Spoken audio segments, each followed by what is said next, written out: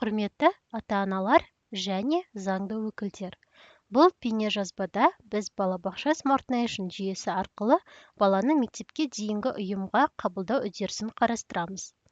Баланы қабылдау үдерісі ваучер алуға кезекке қою, ваучер беруді күту және қалаған балабақшамен электрондық шарт жасасу кезеңдерін қамтиды.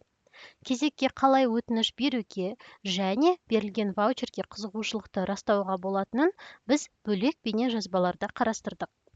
Балабақшаға қабылдану үшін сізге мектепке дейінгі ұйымды, балалар тобын, қаржыландыру түрін таңдау және балабақшадан келісім шартты күту қажет. Сонымен қатар, қабылдау үшін қажетті құжаттарды жинау қажет.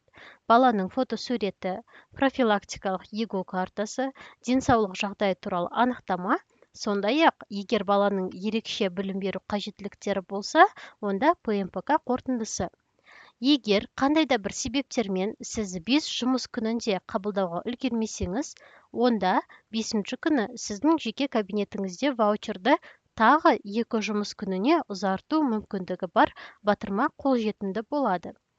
Егер барлық берілген мерзімдер аяқталғаннан кейін сіз баланы балабақша контингентіне қоспасаңыз, онда сіздің ваучеріңіз жойылады, ал өтініштер тоқтатым парағына түседі. Балабақша мен қаржыландыру түрін таңдағаннан және келісім шарт алғаннан кейін сізге электронды келісім шарт жасасу қажет. Егер таңдалған балабақшаларда сіздің балаңыздың жасына сәйкес келетін орындар болмаса, бұл мектепке дейінгі ұйым әлі қолжетімді орындарды жарияламаған болуы мүмкін. Бұл жағдайда орындарды жариялау кестесін нақтылау үшін ұйыммен байланысуға кеңес береміз.